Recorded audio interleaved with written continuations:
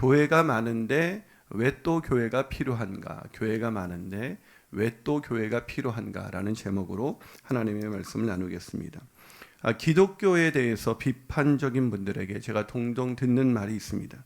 교회가 많은데 왜 또 교회가 필요한가라는 질문입니다. 그때 제가 이런 비유를 듭니다. 병원이 있는데 병원을 또 세워진다 그래서 기분 나빠하실 분은 아무도 없을 것입니다. 교회는 영혼을 치유하는 병원과도 같습니다. 그런 병원이, 그런 영혼을 치유하는 교회가 계속해서 세워지는 것은 하나님의 축복이고 마땅히 환영할 일인 것입니다. 그러자 한 분은 저에게 이렇게 반문했습니다. 목사님, 교회가 오히려 문제가 많아 사회의 지탄을 받고 있지 않습니까? 저는 그분의 말에 할 수 있는 말이 있었지만 그 말을 진지하게 받아들였습니다. 여러분, 사람들이 교회가 많은데 또 필요한가? 왜 또 교회가 필요한가라는 이 질문을 던지는 것은 이 땅의 건강한 교회, 그런 성경적인 교회, 그런 진정한 교회를 그들이 제대로 만나보지 못했기 때문이 아닐까요? 그들이 정말 건강한 교회, 그들의 영혼을 치유하는 교회, 그런 교회를 만나게 되었다면 그들은 교회가 세워지는 것을 누구보다도 더 환영하고 더 바랬을 것입니다. 그러나 오늘날 우리가 부인할 수 없는 것은 교회가 때로는 사회에 또한 여러 가지 문제로 인해서 그렇게 걸림돌이 되었을 때 사람들은 교회가 이미 있는데 왜 또 교회가 필요한가라는 질문을 던지지만 그것은 우리로 하여금 교회가 필요 없다는 것이 아니라 어쩌면 건강한 교회, 교회다운 교회, 그런 교회를 찾고자 하는 그들의 열망이 아닐까 생각하게 되었습니다. 오늘은 일명 예수님의 지상명령입니다. 그리고 이 지상명령에는 이 땅에 남겨진 제자들, 즉 믿음의 공동체인 교회가 왜 이 땅에 존재해야 하는가를 우리에게 알려주고 있습니다. 그러게 저는 오늘 본문을 통해서 창립 9주년을 맞는 우리 교회가 과연 존재 목적에 맞게 존재하고 있는지를 돌아보고 또 이 땅에 필요한 건강한 교회, 그 성경적인 교회가 되어서 민족을 치유하고 세상을 변화시키게 되기를 주님의 이름으로 축복합니다. 그렇다면 교회는 도대체 왜 존재해야 하는 것일까요? 첫 번째로 교회는 예배하기 위해 존재합니다. 교회는 예배하기 위해 존재합니다. 릭 워렌 목사는 그의 책 목적이 이끄는 삶이라는 책에서 우리 인생의 첫 번째 목적을 이렇게 기록했습니다. 우리는 하나님의 기쁨을 위해 계획되었다. 즉 하나님을 예배하는 것이 인간의 첫 번째 존재 목적이라고 우리에게 알려주고 있는 것입니다. 본문 16절과 17절도 한번 보시죠. 자, 한번 같이 읽어보겠습니다. 시작. 11 제자가 갈릴리에 가서 예수께서 지시한 산에 이르러 예수를 배웠고 경배하나 아직도 의심하는 사람들이 있더라. 여러분, 부활하신 예수님께 11 제자들이 첫 번째 한 것이 무엇이었을까요? 그것은 바로 경배하는 것이었습니다. 안타깝게도 이 예배의 자리에 베드로는 포함되어 있지만 가룟 유다는 포함되어 있지 않습니다. 우리가 지난번에 말씀을 나눈 대로. 그러니까 회개하고 돌아온 사람은 이 경배하는 자리에 있었지만 결국 뉘우쳤지만 진정한 회개에 이르지 못했던 가룟 유다는 포함되지 않았습니다마는 11 제자들, 즉 믿음의 공동체인 이 교회가 부활하신 주님께 첫 번째로 한 것은 무엇입니까? 그것은 바로 경배, 예배였습니다. 예배. 자, 그렇다면 11 제자들만 그랬을까? 아닙니다. 본문 9절을 한번 같이 읽어보겠습니다. 본문 9절 한번 읽습니다. 시작. 예수께서 그들을 만나 이르시되 평안하냐 하시거늘 여자들이 나아가 그 발을 붙잡고 경배했다. 그래, 부활하신 주님을 만난 사람, 그 여인들이 첫 번째로 한 것이 무엇이었습니까? 역시 마찬가지로 경배, 예배하는 것이었습니다. 왜 그랬을까요? 왜 그들은 부활하신 주님을 만났을 때마다 경배하게 되었을까요? 그것은 주님은 예배받기에 합당하신 분이시기 때문입니다. 아멘이십니까? 즉 주님을 만난 믿음의 공동체인 교회는 무엇보다도 우선하여 예배 드리는 공동체이어야 한다는 것입니다. 다시 말해서 교회가 주님을 예배하는 일에 실패한다면 그것은 교회로서의 존재 가치를 잃어버리는 것입니다.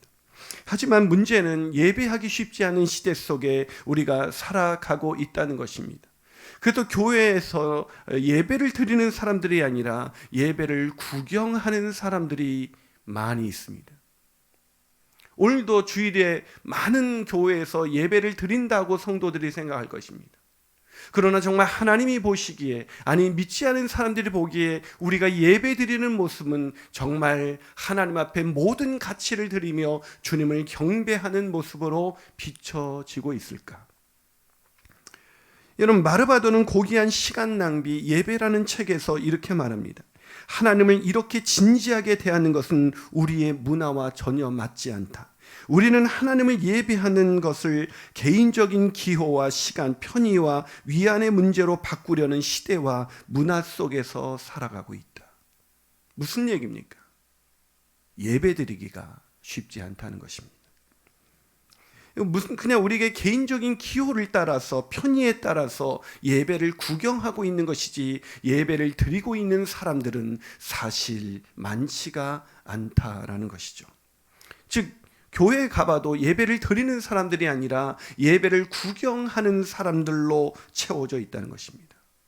자, 오늘날의 예배, 아니 우리의 자신들의 예배를 한번 돌아봅시다. 우리는 예배를 구경하고 있습니까? 예배를 드리고 있습니까? 예배 시에 찬양을 전심으로 부르고 있습니까? 여러분, 제가 이렇게 가끔 이제 북한에서 이렇게 이 김정은이 갈 때 그들이 막 하는 걸 보면 이 진짜 말도 안 되는 독재자를 향해서 그게 말도 안 되는 경배지만, 세상의 그런 경배보다도 우리가 과연 마땅히 찬양받기 합당하신 주님께 우리가 드리는 찬양의 모습은 어떤가? 심지어 어떤 분은 입도 안 벌려요. 찬양할 때 입을 안 벌리는데 그게 어떻게 찬양이 될 수가 있습니까? 우리의 마음의 전심으로 주님을 찬양하지 않는다면 그건 찬양이 아니에요. 제가 우리 딸내미가 장학금을 받아왔어요. 그래서 너무 놀랄 일은 아닙니다만 갑자기 딸 자랑이 되는 것 같아서 그런데 아빠 저 장학금 받았어요. 근데 제가 어떻게 반응했냐면 잘했네 이랬어요. 그랬더니 얘가 시무룩해졌어요. 왜죠? 내가 분명히 잘했네라고 말을 했어요. 근데 걔는 그렇게 느끼지 않은 것이죠. 와, 정말 잘했네. 이래야 되는 거죠. 사람이 잘해도 그렇게 칭찬을 하는데 예배는 하나님을 칭찬하는 것입니다. 저와 여러분의 찬양은 찬양받기에 합당하신 주님께 드리는 찬양입니까? 누가 막 손 들고 찬양하면 저 사람 좀 별나. 꼭 저렇게까지. 아니요. 우리가 예배를 구경하고 있는 것. 놀랍게도 기도 시간에 하나님께 기도를 드리지 않습니다. 그냥 말을 안 하고 그냥 눈만 감고 있어요. 물론 그 침묵 기도는 하나님과 깊은 대화 속에 그냥 심정이 통하는 침묵의 기도라면 괜찮겠죠. 하지만 할 말이 없어요. 기도하는데도. 심지어 말씀을 듣는 태도는 여러분 데살로니가 교인들은 말씀을 들을 때 하나님의 말씀으로 받았다고 말하고 있습니다. 그러나 오늘날 여러분이 설교자를 통해서 들려지는 그 하나님의 말씀을 하나님의 말씀으로 듣고 있습니까? 아니면 판단하면서 너 어떻게 하나 한번 두고 보자. 오늘도 목사님들이 오셔서 설교할 때 저분은 어떻게 설교하나가 아니라 그분이 들려지는 말씀이 하나님의 말씀으로 들려지게 되기를 주님의 이름으로 축원합니다. 그리고 예배 시간이 끝나면 도망치듯 나갑니다. 우리가 정말 잘했어 하고 막 도망치고 나갈 수가 있겠습니까? 정말 우리가 예배하게 되는, 여러분 우리가 아름다운 광경을 보면요, 제가 어디 루브르 박물관인가요? 제가 워낙 기억력이 없어서 프랑스 파리에 갔을 때, 거기 갔을 때 사람이 모나리자 그걸 보기 위해서 어떻게 하는지 아십니까? 줄을 막 지그재그로 쓴다. 이 줄을 이렇게 설 수가 없어요. 지그재그로 서 줄은, 여기도 모나리자가 우리 교회 예배당 저 뒤에 있는데 1시간을 가야 돼요. 1시간을 기다리면서 그 모나리자를 보기 위해서 1시간을 그렇게 기다립니다. 그리고 그 앞에 딱 섰을 때 한 좀 더 보려고. 그런데 거기서 빨리 가십시오. 빨리 가서 밀어내요. 근데 좀 더 막 보려고 밀어내려고. 우리가 하나님의 임재를 예배 가운데 봤다면 그 하나님의 그 임재 속에서 내가 좀 더 머물기 위해서 그렇게 몸부림치는 예배가 있었냐는 거예요. 예배가 끝나면 도망가는데 그게 무슨 예배예요? 1시간을 모나리자를 보려고 줄을 서는데, 아니 10분 전에 오라 그래도 안 오는데 그게 무슨 예배예요? 여러분, 진지하게 착각하지 마세요. 난 예배를 드리고 있어. 우리가 드리는 예배가 진짜 예배인가? 마르바도는 앞서 소개한 책에서 예배를 구경하며 건성으로 드리기 쉬운 시대에 우리가 예배를 왜 전심으로 드려야 하는지 이유를 이렇게 소개합니다. 따라서 주일 아침 예배를 드릴 때 가능한 한 하나님을 더 깊이 만나고 체험해야 한다. 그래야만 사회적 나태와 몽유병에서 깨어나 정신을 차리고 하나님의 놀라운 광의를 바라보며 경배와 섬김과 희생으로 반응할 수가 있다. 예배를 잘 드려야 우리 마음 가운데 경배와 섬김과 희생으로 반응할 수가 있다. 예배를 잘 드리는 사람은 봉사를 하게 된다는 거예요. 예배를 잘 드리는 사람은 섬김의 인생을 살게 된다는 것입니다. 예배를 잘 드리는 사람은 가정에 가서 배우자를 섬기고 사회에 나가서 이웃을 섬기고 어려운 이웃을 섬기는 그 섬김과 희생의 삶으로 나타나게 되어 있다는 것입니다. 그 놀라우신 하나님, 그 하나님 예배받기에 합당하신 그 주님을 만난 후에 우리의 나머지 일주일은 예배의 감격 속에서 하나님의 임재 속에서 매일매일을 살아가는 그 놀라운 시간을 가질 수가 있다는 것입니다. 그러나 예배가 시작돼서 겨우 오고 예배 중에도 찬양도 안 하고 기도도 안 하고 말씀 듣는 태도도 올바르지가 않아 예배 끝나면 도망치듯 가는 사람에게서 희생과 경배와 섬김은 보이지 않습니다. 사랑하는 여러분, 부활의 주님을 만난 11제자들, 즉 믿음의 공동체가 첫 번째로 한 것이 무엇입니까? 바로 예배입니다. 주님을 예배했을 때 그들은 비로소 믿음의 공동체, 교회다운 교회로 존재할 수가 있었던 것입니다. 그러게 우리가 교회다운 교회가 되기 위해선 우리 교회 예배가 더욱더 살아나야 합니다. 신령과 진정으로 드려지는 예배가 되어야 하는 것입니다. 예배 가운데 하나님의 임재로 우리가 그분을 경배하며 그분에게 놀라는 예배가 되기를 주님의 이름으로 축원합니다. 한 발 더 나가서 우리 교회는 이 땅에 왜 존재해야 되는 것일까요? 그 두 번째 이유는 교회는 제자 삼기 위해 존재하는 것입니다. 제자 삼기 위해. 믿음의 공동체인 우리 교회, 즉 우리 교회가 해야 할 일 중에서 가장 우선되고 중요한 것은 예배라고 말씀드렸습니다. 하지만 교회는 예배하기만 하기 위해서는 존재하는 것은 아닙니다. 오늘 본문 18절을 한번 보겠습니다. 18절 있습니다. 시작. 예수께서 나와 말씀하여 이르시되, 뭐라고요? 예수께서 나와서 뭘 주셨다고요? 말씀하여 이르시되. 자, 주님을 경배하는 자들에게 예수께서 뭘 하셨습니까? 말씀을 주셨습니다. 오늘도 여러분이 이 말씀을 받게 되기를 축복합니다. 우리가 주님을 예배할 때 주님은 우리에게 말씀을 주십니다. 그리고 그 말씀은 우리가 살아갈 이유이자 존재의 목적이 되는 것입니다. 아멘이십니까? 아멘이십니까? 그렇다면 예수께서 그 제자들에게 하신 그 말씀은 무엇이었을까요? 그 말씀이 오늘 본문 19절 20절입니다. 자, 19절 20절을 같이 읽겠습니다. 시작. 그러므로 너희는 가서 모든 민족을 제자로 삼아 아버지와 아들과 성령의 이름으로 침례를 베풀고 내가 너희에게 분부한 모든 것을 가르쳐 지키게 하라. 볼지어다 내가 세상 끝날까지 너희와 항상 함께 있으리라. 여기 동사가 4개입니다. 가다, 제자 삼다, 침례를 베풀다, 가르쳐 지키게 하다. 그러나 동사가 4개일 리는 없죠. 주동사는 하나고 나머지는 분사입니다. 즉 그 주동사를 하기 위해서 분사는 같이 해야 할 일들이 분사죠. 이게 고등학교 때 좀 공부 좀 했던 사람들만이 알 수가 있는 얘기. 이게 뭔 얘기인지 뭐. 이 주동사가 뭡니까? 그럼 여기서 가다, 제자 삼다, 침례를 베풀다, 가르쳐 지키게 하다. 여기서 주동사가 뭐예요?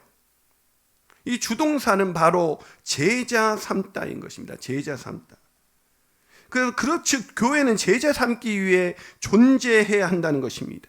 다시 말해서 교회가 다른 일들을 열심히 하면서 제자 삼는 일들을 하지 않는다면 그것은 교회로서의 존재 가치를 이미 잃어버린 교회라고 할 수가 있는 것입니다.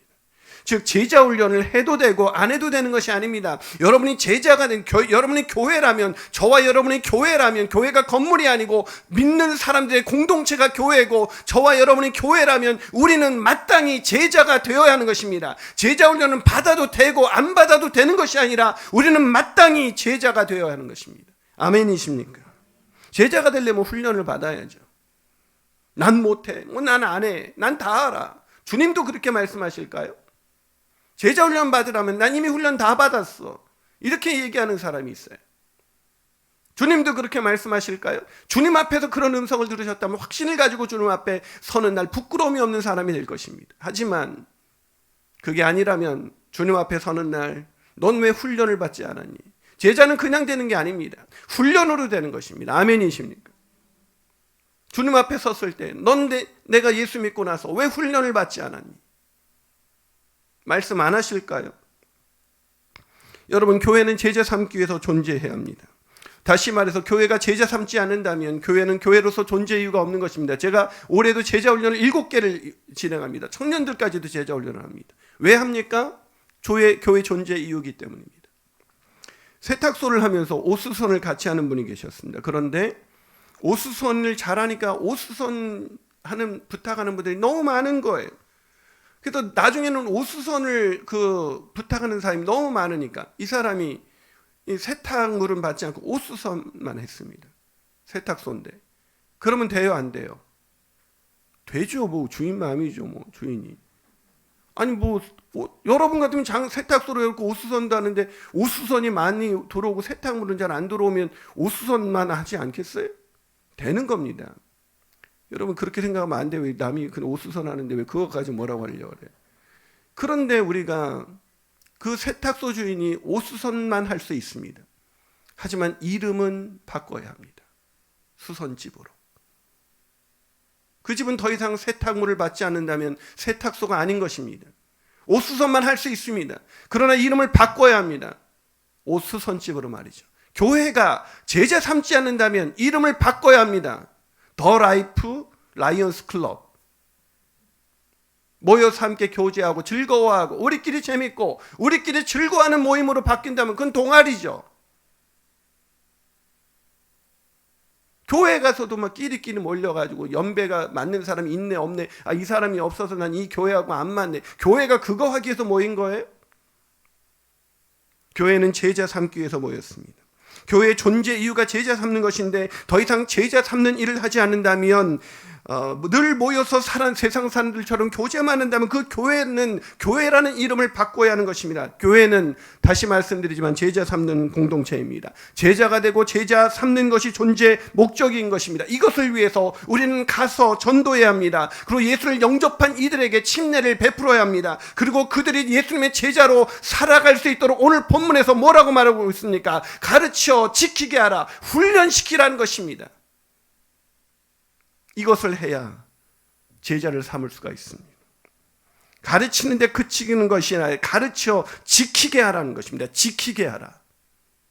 말씀을 듣고 은혜 받았네 하는데 끊치는 것이 아니라 그 말씀대로 살아갈 수 있도록 훈련을 시켜라. 아멘이십니까? 우리 교회 오면 많은 성도님들이 이렇게 말합니다.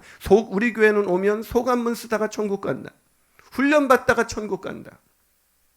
우리 교회는 단순히 성경 공부를 시키는 교회가 아닙니다. 그것을 자신에게 적용하는 훈련이 많다 보니까 소감문과 간증을 쓰면서 자기를 되돌아보고 자기 영혼을 되돌아보면서 이렇게 자신을 변화시켜 나가죠. 그래서 어떤 분은 이렇게 말합니다. 무슨 훈련이 이렇게 많습니까? 그런데 훈련에 참여한 사람들이 이렇게 말합니다. 제2 훈련으로 제 인생이 바뀌었습니다. 아멘이십니까? 사랑하는 여러분, 훈련이 없이 교회 다니면 편안하겠죠. 그러나 그 교회는 점점 시간이 가면 갈수록 교회다운 교회가 되지 않을 것입니다. 교회다운 교회, 민족을 치유하고 세상을 변화시키는 교회, 그런 교회가 되려면 교회의 지체인 우리가 먼저 훈련을 받아야 하는 것입니다. 그러기에 사랑하는 여러분, 새가족 훈련 안 받으셨다면 받으십시오. 예수님의 사람이 되고 싶다면 예수님의 사람 훈련을 받으십시오. 주님의 진정한 제자가 되고 싶다면 제자 훈련을 받으십시오. 평신도 사역자로서 민족을 치유하고 세상을 바꾸고 싶다면 사역 훈련을 받으십시오. 날마다 자기를 부인하고 자기 십자가를 지고 주님을 따르십시오. A.W. 토저는 그의 책 제자도에서 이렇게 말합니다. 그리스도를 구주로 고백하는 자들에게 제자도는 선택 사항일 수가 없다. 사랑하는 여러분, 저는 저와 여러분이 주님의 제자가 되어서 우리 교회가 이 땅에 존재하는 교회, 가서 침례를 베풀고 가르쳐 지키게 하는 제자 삼는 사역을 평생 하다가 주님 앞에 돌아가게 되기를, 목자가 된다는 것은 그런 제자 삼는 사람이 된다는 것을 의미하는 것입니다. 그런 사람이 되시기를 주님의 이름으로 축원합니다. 마지막으로 교회는 왜 존재해야 하는 것일까요? 교회는 모든 민족을 제자 삼기 위해 존재합니다. 아니, 목사님 말씀하지 않았습니까? 아니, 달라요. 뭐가 다르죠? 모든 민족을 제자 삼기 위해서. 우리끼리 몇 사람만 제자 삼기 위해서 존재하는 것이 아니라 모든 민족을 제자 삼기 위해서 교회는 존재하는 것입니다. 그러기에 이 제자 훈련을 하다 보면 너무 친해지고 너무 가까워지니까 우리끼리의 모임으로 전락할 수가 있습니다. 우리끼리 모임은 너무 행복하고 즐거운 것입니다. 그러나 그건 제자 훈련 잘못 배운 것입니다. 우리는 흩어지기 위해서 훈련한 것입니다. 우리 교회가 모이는 이유는 흩어지기 위해서 모인 것입니다. 아멘이십니까? 오늘 본문 19절을 보시죠. 자, 오늘 19절을 다시 한번 읽어보겠습니다. 시작. 그러므로 너희는 가서 모든 민족을 제자로 삼. 보이시죠? 누구를 제자로 삼으라고요? 주변에 있는 사람만 삼으라고 그랬죠? 아니죠. 누구를 삼으라 합니까? 모든 민족을. 우리끼리 훈련받고 우리끼리 친해지고 우리끼리 좋은 모임이 아니라 모든 민족과 열방이 주님의 제자로 살아갈 수 있는 것, 그것이 저와 여러분의 꿈이고 우리 더 라이프 지구촌교회의 꿈이고 이 땅의 모든 교회의 꿈인 줄로 저는 믿습니다. 우리가 모든 민족이 주님의 제자가 되기까지 우리는 함께, 그러기에 다른 교회와 협력하여 나가야 하는 것입니다. 저희 교회가 오늘 이렇게 다른 4개의 개척교회 목사님들과 함께하는 이유가 무엇입니까? 그분들도 목적이 우리와 같습니다. 모든 민족을 제자 삼는 것입니다. 그분들과 함께 모든 민족을 제자 삼기 위해서. 왜 우리 교회가, 제가 우리 교회 오면 우리 교회 등록하지 말고 가능한 한 주변에 있는 다른 교회로 가라고, 더 작은 교회로 가라고, 제가 왜 그렇습니까? 우리 교회는 괜찮아요. 이 정도면 더 안 와도 괜찮아요. 다른 교회 가서, 더 작은 교회로 가서 거기를 섬겨야 되는 것입니다. 거기에 가서, 거기에서도 가서 빈내를 베풀고 가르쳐 지키게 하는 일들이 일어나야 하는 것입니다. 다시 한번 말씀드리지만 우리 교회에서 특별히 동탄성전에 이렇게 다른 교회 등록했다가 우리 교회 오시는 분은 제발 등록하지 마시기 바랍니다. 그러니까 이분들이 이제 그렇게 하니까 뭐 전 교회를 안 써요. 안 써. 등록하면서. 제가 얼마 전에 이 동탄채플에 우리 교회 근처, 우리 동탄채플 근처에 우리 교인이 하는 카페가 있어요. 르센크라고. 꼭 동탄 가면 한 번씩 들려주시기 바랍니다. 하여튼 우리 성도들의 사업장 다 잘 될 수 있도록 서로 팔아주고 또 서로 돕기를 축복합니다. 예, 이렇게 아멘이 작아요. 아멘. 예. 근데 이 르센크 이 분이 그 카페가 얼마나, 커피값이 너무 싸고 이 브런치 세트가 6,000원이에요. 6,000원부터 시작해요. 맛이 장난. 제가 어저께도 수요예배 동탄 갔다가 거기서 브런치 세트 점심 먹고 왔잖아요. 너무 맛있어요. 먹고 싶은 사람 저한테 얘기하면 제가 모셔다 드릴 수 있습니다만. 근데 거기 갔더니 거기 우리 교회 교인들이 이렇게 있는 거예요. 그래서 바뀌었습니다. 근데 목사님, 이 바로 르센크 옆에, 그 르센크가 동탄채플에서 5분도 안 되는 거리거든요. 바로 옆에 지구촌 교회가 또 생겼어요, 목사님. 어떻게 그럴 수가 있습니까? 이렇게 가까운데 어떻게 또 교회를 세울 수가 있습니까? 그래서 제가 뭐라고 했겠어요? 그런 말 하지도 마세요. 지구촌 교회가 세워졌으니 얼마나 감사합니까? 그 교회 이제 시작하는 교회입니다. 우리가 도와야죠. 그때는 알고 봤더니 그 카페에 그 전도하시는 분이 와가지고 자기네 교회 전도지를 거기다 놓고 갔다는 거예요. 그래서 그걸 어떻게 해야 될지 모르고, 이거 여기다 놔주셔야죠. 여기다 놔주십시오. 사람들이 많이 가져갈 수 있도록. 우리 교회는 동탄성전은 이제 1년 만에 벌써 자립이 되고 있지 않습니까? 아직 자립하고 막 시작하는 게 우리가 도와야 되지 않습니까? 우리가 합력하여 함께 모든 민족을 제자 삼기 위해서 존재하는 것이 아니겠습니까? 교회가 왔으면 환영을 해야지. 우리 경쟁자입니까? 그래서 제가 이 동탄의 이 지구촌교회 목사님들 같이 부부 동반으로 우리가 만나자 그래서 제가 만나서 같이 식사를 하면서 우리가 같이 동탄 복음화, 동탄이 분당의 1.5배가 된다고 합니다. 우리가 같이 힘써서 복음화에 애써 갑시다. 지구촌교회끼리만 협력해서는 안 됩니다. 그래서 오늘 우리가 다양한 교회 목사님들을 모셨습니다. 교단도 다른 분도 모셨습니다. 교단을 넘어서 교회를 넘어서 우리는 모든 민족이 주님의 제자가 될 때까지 우리는 협력해야 되는 것입니다. 다른 교회를 경쟁 상대로 보면 안 되는 것입니다. 우리보다 약한 교회가 있으면 도와야 되는 것입니다. 아멘이십니까?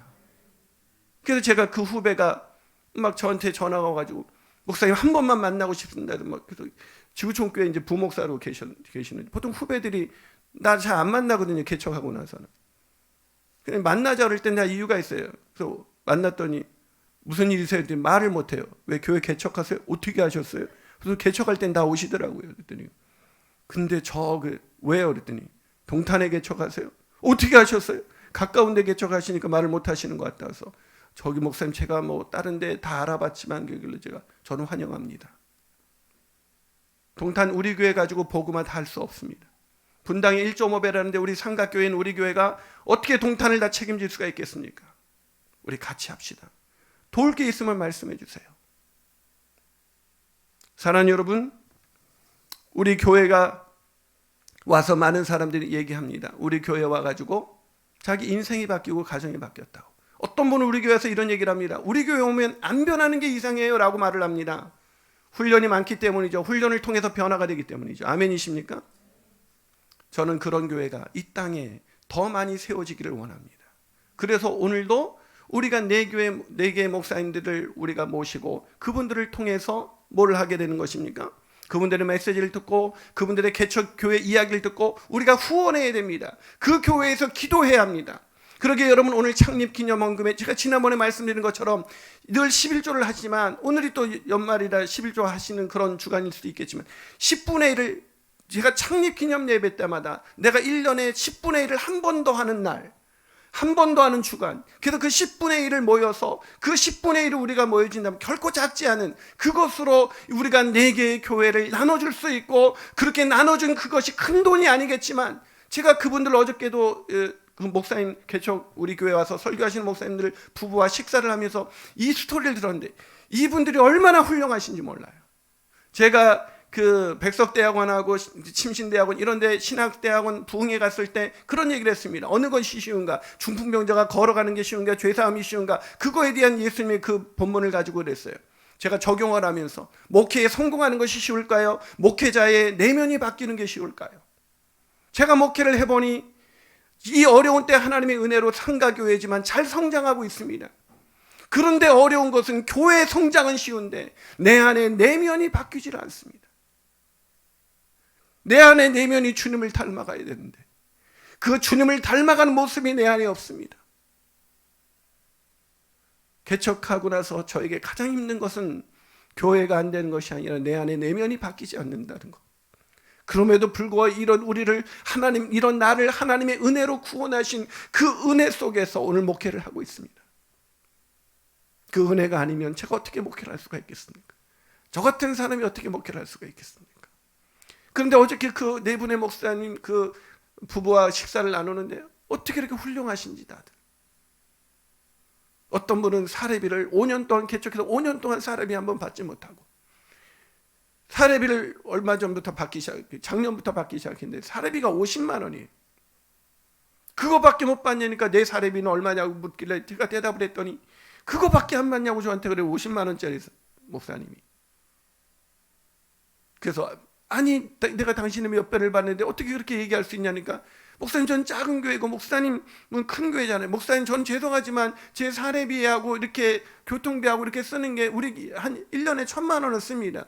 근데 그게 제 1년에 우리 교회 예산의 3분의 1입니다. 목사님 사례비 교회 예산의 3분의 1이 되세요? 그러더라고요. 턱도 없죠. 뭐 30분의 1이든 그것도 안 되니까 뭐 어마어마 말도 안 되죠. 뭐 난 그분 놀라, 어떻게 나 같으면 저 목사는 나보다 더 받네, 어떻게 진짜 세상 좋겠다 이렇게 비교하면서 자기를 이렇게 초라하게 보고 수 있을 텐데 오히려 그분이 저를 걱정하더라고요. 개척교회 목사가. 여러분, 그 개척교회가, 우리가 그 교회가 시작될 때 우리가 창립기념 헌금을 도와줬었습니다. 진짜 미약하지만. 근데 우리가 동탄 체프를 할 때 몇 명 안 되는 그 교회에서 우리 교회, 그 교회에 세워지는 것을 축하한다고 100만 원을 교인들이 헌금해서 모았어요. 한 성도들 한 20명, 30명 어른들이. 어떤 또 미혼모 사역을 하시는 그 목사님은 미혼모 사역을 하면서 진짜 애들이, 어떤 여자는 18살부터 이 남자를 만나서 애를 낳아서 27살까지 애를 5명을 낳았어요. 오늘날 현대판 사마리아 여인이죠. 그 아이한테 이 목사님이 너무 화딱지가 나서 왜 당하면서 왜 계속 그랬냐고 그래. 왜 책임지지 못할 그 남자를 만나서 그랬냐니까 이 여자아이가, 목사님 전 그게 사랑인 줄 알았어요.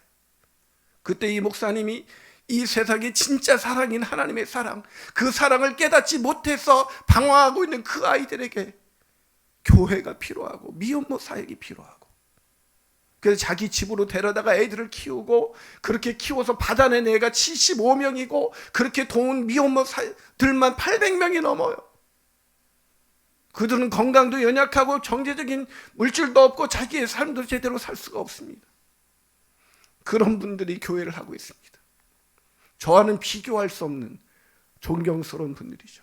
하늘나라에 가면 전 작다고 일컬음을 이 세상에서 다 너무 누렸던 목사이기 때문에 저는 너무 작다고 말할 거지만 하나님이 그분을 크다고 말씀하실 것입니다. 사랑하는 여러분, 모든 민족이 제자를 삼을 때까지 우리는 교회와 협력해야 합니다. 사랑하는 여러분, 힘껏 도와주십시오. 힘껏 우리가 그분들 위해서 기도해 주십시오. 힘껏 할 수만 있다면 바울을 도왔던 빌립보 교인들처럼, 힘껏 어려운 형편 중에서도 교회를 도왔던 교회처럼, 그런 이 땅에 개척해서 나가는 교회 목사님들을 함께 돕고 함께 기도함으로 모든 민족이 제자 삼을 때까지 교회로서 이 땅에 존재하는, 교회다운 교회로서 존재하는 저와 여러분이 되시기를 주님의 이름으로 축원합니다. 우리 기도하시겠습니다. 사랑하는 여러분, 여러분의 소원은 무엇입니까? 이 땅에서 잘 먹고 잘 사는 것이 소원이십니까? 저의 소원, 그것은 주님 다시 오실 그날까지 그 십자가를 가슴에 새기고 교회를 세워가는 것입니다. 우리 그 교회를 함께 세워가는 평신도 사역자들이 우리에게 얼마나 많은지 모릅니다. 우리 이 찬양 하나 부르면서 우리도 그 같은 소원으로 주님께 나갔으면 좋겠습니다. 우리에게 소원이 하나 있네. 우리에겐 소원이 하나 있네. 주님 다시 오실 그날까지, 주님 다시 오실 그날까지 우리 가슴에 새긴 주님의 십자가 사랑, 주의 십자가 사랑, 나의 교회를 사랑케 하네. 주의 교회를 향한 우리의 마음, 주의 교회를 향한 우리 마음, 희생과 포기와 가난과 고난, 하물며 죽음조차 우리를 막을 수 없네. 우리 교회는 이 땅의 희망, 교회를 교회되게 예배되게 우리 사용하소서. 진정한 부흥의 날 오늘 임하도록 우리 사용하소서. 이 시간 한번 우리 간단하게 기도하며 나가겠습니다. 시간이 없지만 우리가 간절한 마음으로 기도하겠습니다. 하나님, 교회가 교회되게 하는 것, 내가 교회로 살아가는 것, 이것이 우리의 소원이 되게 하여 주시옵소서. 아멘. 우리가 예배에 살아있는 신령과 진정으로 예배하는 교회가 되게 하여 주옵시고, 제자 삼는 교회가 되게 하여 주옵시고, 모든 민족을 제자 삼기 위해서 다른 교회와 협력하는 교회가 되게 하여 주시옵소서. 아멘. 우리 함께 통성으로 기도하시겠습니다. 오 주님 아버지 하나님, 이 시간 간절한 마음으로 기도하며 나갑니다. 하나님, 우리 마음 가운데 소원이 하나 있습니다. 주님 다시 오시는 그날까지 우리가 교회를 향한 그 하나님의 그 십자가의 사랑, 그 십자가의 사랑을 가지고 우리가 나가게 하여 주시옵소서. 그 십자가에 달리시고 다시 살아나신 그 주님을 예배합니다. 그 주님을 경배합니다. 그 주님의 제자가 되기를 원합니다. 그 주님의 제자로 살아갈 수 있도록 우리 모든 교회와 협력할 수 있도록 주님 역사하여 주시옵소서. 하나님 아버지, 오늘 이 말씀 우리 가슴에 새기게 하여 주옵시고, 이 말씀을 따라서 우리가 교회로 살아갈 수 있도록 인도하여 주시옵소서. 우리 교회 부족함이 많지만 하나님, 우리가 날마다 주님의 은혜 가운데 우리가 성숙하여서 하나님 진정한 교회, 이 세상이 기다렸던 교회, 세상이 꼭 필요한 교회, 그런 교회가 될 수 있도록 주님 역사하여 주시옵소서. 함께 오늘부터 예배할 그 네 분의 개척교회 목사님들을 주님께서 축복하시고 우리 그분들에게 성령의 두루마리를 입혀주셔서 오늘 말씀을 통해 우리 교회가 더 은혜를 받고 우리가 함께 협력하여 함께 모든 민족을 제자 삼을 수 있도록 주님 역사하여 주시옵소서.